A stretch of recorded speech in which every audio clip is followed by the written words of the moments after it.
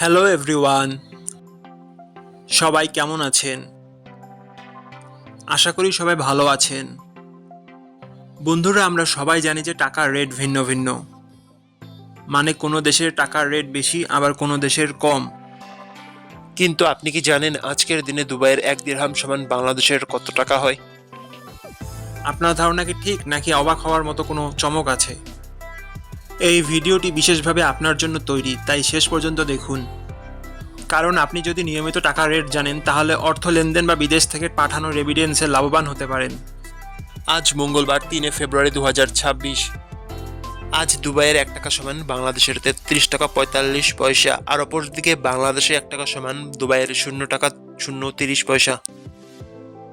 বন্ধুরা, টাকার রেট প্রতি মুহূর্তেই বদলায়, আর এই পরিবর্তন আপনার আয়, খরচ, এমনকি সঞ্চয়ের উপর প্রভাব ফেলে।